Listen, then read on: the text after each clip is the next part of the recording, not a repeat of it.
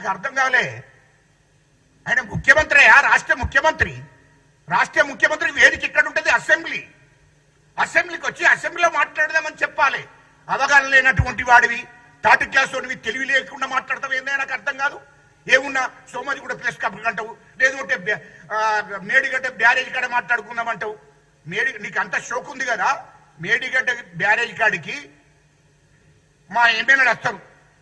కరీంనగర్ జిల్లాలో మా ఎమ్మెల్యేలు ఉన్నారు, మా మంత్రి కూడా రాడు. కవంపల్లి సత్యనారాయణ గారు, మా మేడిపల్లి సత్యము, మా ఎమ్మెల్సీ దయాకర్ గారికి నీకన్నా ఎక్కువ తెలివి ఉన్నది. అద్దంకి దయాకర్ గారు వీళ్ళు వస్తారు చర్చకు. మేడిగడ్డకే డేట్ ఫిక్స్ చేసి చెప్పు మీడియా ముద్దట. తర్వాత రైతులు వస్తారు, తర్వాత నీటిపారుదల శాఖ అధికారులు వస్తారు, వాళ్ళతో చర్చ పెట్టు. మా ముఖ్యమంత్రి ఎందుకయ్యా నువ్వు? థర్డ్ క్లాస్ వాడివి, నీకెందుకయ్యా మా ముఖ్యమంత్రి? నీకు మా ఒక్క ఎమ్మెల్సీ సరిపోతుంది, అర్ధంకి దయాకర్ సరిపోతుంది. నీకు ఎందుకయ్యా? వేరే వాళ్ళు ఎందుకయ్యా బాబు? అర్ధంకి దయాకర్ సరిపోతుంది అంటున్నా. నీకు ఓ ఎమ్మెల్యేలు కావాలంటున్నావు, ఈ స్థాయి కావాలి కదా, మళ్ళీ ఎమ్మెల్యేలు కూడా కావాలంటున్నావు కదా.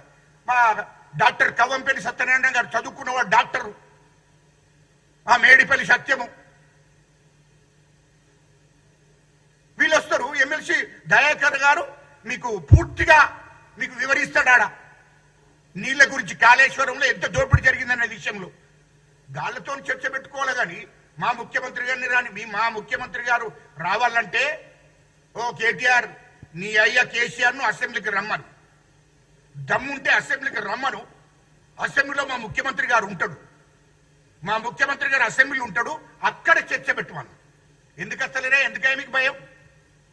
మీకు భయం ఎందుకు అంటున్నా అంటే, ఇప్పుడు విచారణ జరుగుతుంది, కాళేశ్వరం ప్రాజెక్టు మీద విచారణ జరుగుతుంది, మిషన్ భగరత్ మీద విచారణ జరుగుతుంది, మిషన్ కాకతీయ మీద కూడా విచారణ జరుగుతుంది, మీ కార్ రేసింగ్ లో దాని మీద విచారణ జరుగుతుంది, ఫోన్ ట్యాపింగ్ మీద విచారణ జరుగుతుంది, ఇవన్నిటి మీద విచారణ జరుగుతుంది. నేను టిఆర్ జైలుకు మమ్మల్ని పంపుతారేమో భయంతో మాట్లాడుతున్నావు నువ్వు. కానీ ఖచ్చితంగా మీరు రాష్ట్రాన్ని ఏ విధంగా దోశారో అన్నిటి మీద కూడా విచారణ జరుగుతున్నాయి, అది గుర్తు పెట్టుకోండి. హైదరాబాద్ చుట్టూ 30,000 ఎకరాల భూమిని మీరు ఎక్కడెక్కడ మీ బినాంపేల మీద చేసిన అన్నిటి మీద కూడా విచారణ జరుగుతుంది. ఇవన్నిటి మీద విచారణ జరుగుతుంటే భయంతో ఇష్టం వచ్చినట్టు మాట్లాడుతున్నావు. ప్రతిదీ చర్చ పెట్టుకుంది. చర్చ ఎక్కడ పెడతావా? నువ్వు అసెంబ్లీ, నువ్వు ఎమ్మెల్యేవేమో కదా, నువ్వు చదువుకున్నోనివేమో కదా, తెలివి లేకుండా మాట్లాడతావు, మత్స్యంతం లేకుండా మాట్లాడతావు. నువ్వు ఇట్లనే మాట్లాడితే నిన్ను ఎర్రగడ్డకు పంపవలసి వస్తుంది. ఎర్రగడ్డకు ఈడ్చుకో, ఏమైనా పిసగట్టలు వేసిందా మరి ఏందో. మాట్లాడే ముందు ఆలోచన చేసి మాట్లాడాలి. ఇయలో బీసీలకు 42% రిజర్వేషన్, 100కు 100%. మా రాహుల్ గాంధీ గారు మాటిచ్చారు, మా మల్లికార్జున్ గారు మాటిచ్చాడు. ఖచ్చితంగా కులగణన జరిగింది. ఖచ్చితంగా 42% రిజర్వేషన్ అమలు చేసి చూపిస్తాం. ఇవాళ తెలంగాణ రాష్ట్రం ఇచ్చింది కాంగ్రెస్ పార్టీ. ఇవాళ ఏబిసిడి వర్గీకరణ 30 ఏళ్ల పోరాటం, ఏబిసిడి వర్గీకరణ చేసింది మా కాంగ్రెస్ ప్రభుత్వం. ఇవాళ బీసీలకు 42% రిజర్వేషన్లు ఖచ్చితంగా అమలు జరుగుతాయి. ఎన్నడన్నా మీ ప్రభుత్వం ఉన్నప్పుడు ఈ బీసీలు ఎస్సీలు ఎస్టీల గురించి మాట్లాడి రావే మీరు? ఎన్నడన్నా? మొత్తం దళితులను విభజించి పాలించారు 10 ఏళ్లలో, బీసీలను విభజించి పాలించారు. అసలు ఎవరా నాకు అర్థం కాలే. ఈటల రాజేంద్ర ఒక బీసీని మీరు ఏం చేసిరే? మీ పార్టీలు ఉంటే తెలంగాణ ఉద్యమంలో కీలక పాత్ర వహించిండు ఆనాడు. టీఆర్ఎస్ పార్టీలో కీలక పాత్ర వహిస్తే ఏం చేసిరా? మీరు బయటికి నెట్టేసి కేసులు పెట్టి బయటికి నెట్టిర్రు. అదేవిధంగా రాజయ్య, వరంగల్ రాజయ్యను ఎస్సీ మాదిగా బిడ్డను ఏం చేసిరా?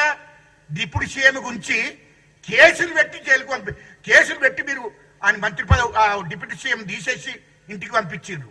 మీ చరిత్ర తెలియదావా? బీసీలను మీరు ఎట్లా గౌరవించిండ్రో అది మర్చిపోయి మాట్లాడకుండ్రి. బీసీల ఇంకోడెవడో మాట్లాడుతాడు ఇక్కడ బీసీ దాని గురించి, ఇంకోరు ఎవరో మాట్లాడుతుండ్రు, ఏదో గంగల కమలకరం ఇక్కడ శ్రీనివాస్. శ్రీనివాస్ యాదవ్ గుర్తుపెట్టుకోవా బాబు, గుర్తుపెట్టుకో.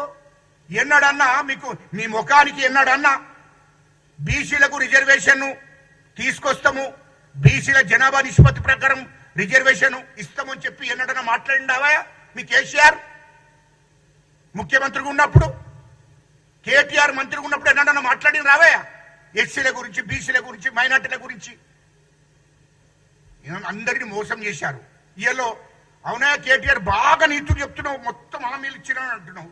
మరి కేసీఆర్ ఇప్పుడు రికార్డు చూస్తే మీడియా దయచేసి మీ మీడియా ముందట చెప్తున్నా, మూడు విషయాలు చెప్పదలుచుకున్నా నేను. దళితుడిని ముఖ్యమంత్రి చేస్తున్నాడు కేటీఆర్, నీ అయ్యా తల నడుక్కుంటా, నేను మాట తప్పేటోడిని కాదు. దళితుడిని ముఖ్యమంత్రి చేస్తున్నాడు, చేసిండా? మీ నాన్న అన్నాడు కదా దళితులకు 3 ఎకరాల భూమి ఇస్తా ప్రతి కుటుంబానికి అన్నాడు, ఇచ్చిండా? ఇయలే. డబుల్ బెడ్రూమ్ మొత్తం తెలంగాణలో నిరుపేదలందరికి ఇస్తా, ఇచ్చిండా?